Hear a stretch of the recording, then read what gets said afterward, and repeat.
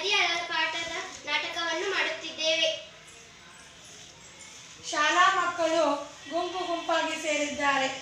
ಎಲ್ಲರ ಮುಖದಲ್ಲೂ ಆತಂಕ. ಆಸ್ಪತ್ರೆಯಲ್ಲಿ ದಾಖಲಾಗಿರುವ ಸಹಪಾಠಿಗಳ ಆರೋಗ್ಯವನ್ನು ತಿಳಿಯುವ ತವಕ. ಮಕ್ಕಳು ತಮ್ಮ ತಮ್ಮಲ್ಲಿಯೇ ಸಂಭಾಷಿಸುತ್ತಿದ್ದಾರೆ. ಎಂತ ಅನಾಹುತ ನಡೆದು ಹೋಯಿತು? ನಮ್ಮ ಗೆಳೆಯ ಗೆಳತಿಯರಿಗೆ ಹೀಗಾಗಬಾರದಿತ್ತು. ಅವರಿಗೆ ಏನಾಯಿತು? ಅಯ್ಯೋ, ನಿನಗೆ ತಿಳಿದಿಲ್ಲವೇ? ಈಜಲು ಹೋದ ಅವರೆಲ್ಲ ಆಸ್ಪತ್ರೆಗೆ ದಾಖಲಾಗಿದ್ದಾರೆ. ಆಸ್ಪತ್ರೆಗೆ ದಾಖಲಾಗಲು ಅವರಿಗೆ ಏನಾಗಿತ್ತು? ನಿನ್ನೆ ಭಾನುವಾರ ರಜೆ ಇತ್ತು, ಶಾಲೆಗೆ ರಜೆ ಇತ್ತಲ್ಲವೇ? ಅವರೆಲ್ಲರೂ ಬೆಳಿಗ್ಗೆ ಆಟವಾಡಲು ಹೋಗಿದ್ದರು. ಮಧ್ಯಾಹ್ನದವರೆಗೆ ಆಟವಾಡಿ ಅನಂತರ ಸೆಕೆಯನ್ನು ತಾಳಲಾರೆ ಊರಿನ ಪಕ್ಕದ ನದಿಯಲ್ಲಿ ಸ್ನಾನ ಮಾಡಿದರು. ಪರಿಣಾಮವಾಗಿ ಅವರ ಮೈಮೇಲೆಲ್ಲ ದಪ್ಪ ದಪ್ಪ ಗುಳೆಗಳು ಎದ್ದು ವಿಪರೀತ ತುರಿಕೆ ಪ್ರಾರಂಭವಾಯಿತು. ನೋವು ತಾಳಲಾರದೆ ಊರಿನ ಪಕ್ಕದ ದಂಡೆಯಲ್ಲಿ ಬಿದ್ದು ಹೊರಡಾಡಿದರು. ಯಾರೋ ದಾರಿ ಹೋಗರು ಅವರನ್ನು ಹರಾಟಕೊಂಡು ಅವರನ್ನು ಎತ್ತಿಕೊಂಡು ಆಸ್ಪತ್ರೆಗೆ ಸೇರಿಸಿದರು. ಅವರ ಆರೋಗ್ಯ ತೀರಾ ಹದಗೆಟ್ಟಿತ್ತು. ಮಕ್ಕಳು ಆಸ್ಪತ್ರೆಗೆ ಬರುತ್ತಾರೆ. ವೈದ್ಯರು ಪರೀಕ್ಷಾ ಕೊಠಡಿಯಿಂದ ಹೊರಬರುತ್ತಾರೆ. ನಮ್ಮ ಗೆಳೆಯರ ಸ್ಥಿತಿ ಹೇಗಿದೆ ಡಾಕ್ಟರ್? ಇನ್ನು ಏನು ಹೇಳುವಂತಿಲ್ಲ ಮಕ್ಕಳೇ, ಆದರೆ ಚಿಂತೆಗೆ ಕಾರಣವಿಲ್ಲ ಅಂತ ತೋರುತ್ತದೆ.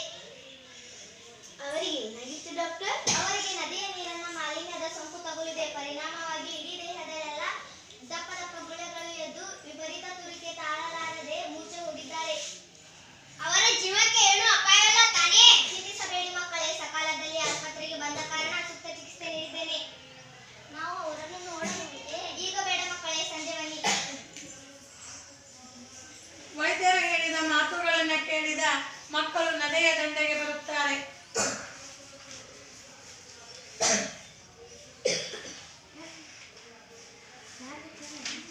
ಚೀಚಿ, ಈ ನದಿಯ ನೀರು ಎಟ್ಕೊಳ್ಳಕ್ಕಾಗಿದೆ? ಅಪ್ಪ, ಈ ಕೆಟ್ಟ ನೀರಿಗೆ ಅವರೇ ಕೇಳಿದರು. ಸೆಕೆ ತಡೆಯಲು ಆಗಲಿಲ್ಲವೋ ಏನೋ? ಇದು ಮೈದಗೊಂಡ ನದಿ. ಇಂತಹ ನದಿಗಳಲ್ಲಿ ಜೀವ ಸಂಕುಲಕ್ಕೆ ಅಪಾಯಕಾರಿ. ಮಕ್ಕಳೆಲ್ಲರೂ ನದಿಯ ಬಗ್ಗೆ ತಾತ್ಸಾರವಾಗಿ ಮಾತನಾಡುತ್ತಾ ಹೀಯಾಳಿಸತೊಡಗುತ್ತಾರೆ.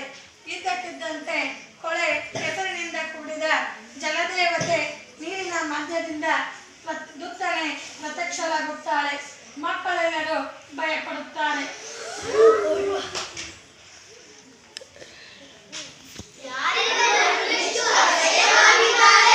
ನಾನು ಜಲದೇವತೆ ಮಕ್ಕಳೇ. ಚೀಚಿ,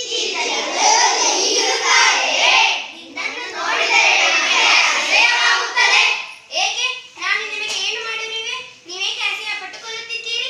ನನ್ನಿಂದ ನೀವು ಹಲವು ಪ್ರಯೋಜನ ಪಡೆದಿಲ್ಲವೇ? ಎಲ್ಲ ಸರಿ, ಆದರೆ ನೀನು ಕಲುಷಿತಗೊಂಡಿರುವ ನಿನ್ನ ನೀರನ್ನು ಕುಡಿಯಬಾರದಂತೆ, ನಿನ್ನಲ್ಲಿ ಸ್ನಾನ ಮಾಡಬಾರದಂತೆ ವೈದ್ಯರು ನಮಗೆ ವಿಚಾರ ತಿಳಿಸಿದ್ದಾರೆ. ಅಲ್ಲದೆ ನಮ್ಮ ಗೆಳೆಯ ಗೆಳತಿಯರು ನಿನ್ನಲ್ಲಿ ಸ್ನಾನ ಮಾಡಿ ಅಸ್ವಸ್ಥರಾಗಿ ಆಸ್ಪತ್ರೆಗೆ ಸೇರಿದ್ದಾರೆ. ಇದಕ್ಕೆಲ್ಲ ಕಾರಣ ನಾನಲ್ಲ, ನೀವೇ. ನಾವೇ? ನೀವು ಅಂದರೆ ನಿಮ್ಮವರು. ನಮ್ಮ ಮನೆಯವರನ್ನು ಶುದ್ಧರಾಗಿ ನಡೆಯಬಾರದು ತಪ್ಪಿತು ಮಾಡಿದ್ದಾರೆ. ನಿನ್ನ ನೀರು ನಮಗೆ ಈಗ ಉಳಿಗಾಲವಿಲ್ಲ. ಇಲ್ಲ ಮಕ್ಕಳೇ, ನೀವು ನನ್ನ ಬಗ್ಗೆ ತಪ್ಪು ತಿಳಿದಿದ್ದೀರಿ. ನನ್ನ ಮಾತುಗಳನ್ನು ಕೇಳಿ. ಪರಿಶುದ್ಧರಾಗಿ ಹರಿಯುವ ನನ್ನನ್ನು ಕಲುಷಿತಗೊಳಿಸಿದವರು ಮನುಷ್ಯರೇ. ಬಹಳ ಹಿಂದಿನ ಈಚಿತ್ತಿನವರೆಗೂ ಮಾಲಿನ್ಯ ಹರಿತಲಾಗಿ ಹರಿಯುತ್ತಿದೆ. ಆಗ ಈ ಮನುಷ್ಯರು ನನ್ನ ನೀರನ್ನು ಕುಡಿಯುತ್ತಿದ್ದರು, ಆಹಾರ ತಯಾರಿಕೆಗೆ ಬಳಸುತ್ತಿದ್ದರು, ಬೇಸಾಯಕ್ಕೆ ಉಪಯೋಗಿಸುತ್ತಿದ್ದರು. ನನ್ನಲ್ಲಿ ಲೆಕ್ಕವಿಲ್ಲದಷ್ಟು ಜಲಚರ ಜೀವಿಗಳಿದ್ದವು. ಎಲ್ಲವೂ ಸಂತೋಷದಿಂದ ಇದ್ದವು. ಆದರೆ ಈಗ ನಾನು ಪರಿಶುದ್ಧಲಾಗಿಲ್ಲ. ಮನುಷ್ಯರು ಮನಬಂದಂತೆ ಉಪಯೋಗಿಸುತ್ತಿದ್ದಾರೆ. ಅನೇಕ ಕಾರ್ಖಾನೆಗಳನ್ನು ನನ್ನ ದಂಡೆಯಲ್ಲಿ ಸ್ಥಾಪಿಸಿ ಅದರಿಂದ ಬರುವ ರಾಸಾಯನಿಕ ಪದಾರ್ಥಗಳನ್ನು ನನ್ನೊಳಕ್ಕೆ ಎಸೆಯುತ್ತಿದ್ದಾರೆ. ಊರಿನ ಸಮಗ್ರ ಕೊಳಚೆ ನೀರನ್ನು ನನ್ನೊಳಕ್ಕೆ ಹರಿಯಲು ಬಿಟ್ಟಿದ್ದಾರೆ. ಇಷ್ಟೆಲ್ಲ ಶೋಷಣೆಗೆ ಬಲಿಯಾದ ನಾನು ಹೇಗೆ ಪರಿಶುದ್ಧಲಾಗಿ ಹರಿಯಲು ಸಾಧ್ಯ? ನೀವೇ ಯೋಚಿಸಿ ಮಕ್ಕಳೇ. ನಾನು ಹೇಳುವುದು ಇಷ್ಟೇ. ಮನುಷ್ಯರು ಹೀಗೆಯೇ ಮಾಲಿನ್ಯ ಮಾಡುವುದನ್ನು ಮುಂದುವರಿಸಿದ್ದಾದರೆ ನಾನು ವಿಷಕನ್ಯೆ ಎಂಬ ಪಟ್ಟ ಧರಿಸುವ ಕಾಲ ದೂರವಿಲ್ಲ. ನನ್ನ ನೋವನ್ನು ಯಾರ ಬಳಿ ಹೇಳಿಕೊಳ್ಳಲಿ?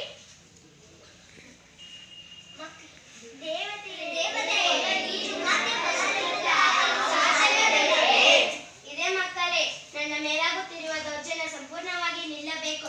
ನನ್ನಲ್ಲಿ ಯಾವುದೇ ಮಲಿನ ವಸ್ತು ಸೇರದಂತೆ ನೋಡಿಕೊಳ್ಳಬೇಕು. ನೋಡಿಕೊಂಡರೆ ನಾನು ಪರಿಶುದ್ಧಲಾಗಿ ಹರಿಯಬಲ್ಲೆ.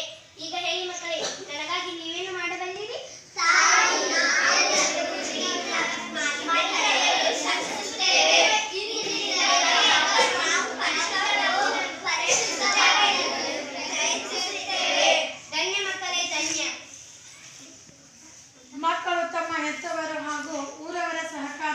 ನದಿಯನ್ನ ಶುಚಿಯಾಗಿಡುವ ಜವಾಬ್ದಾರಿಯನ್ನ ವಹಿಸಿಕೊಂಡರು. ಧನ್ಯವಾದ.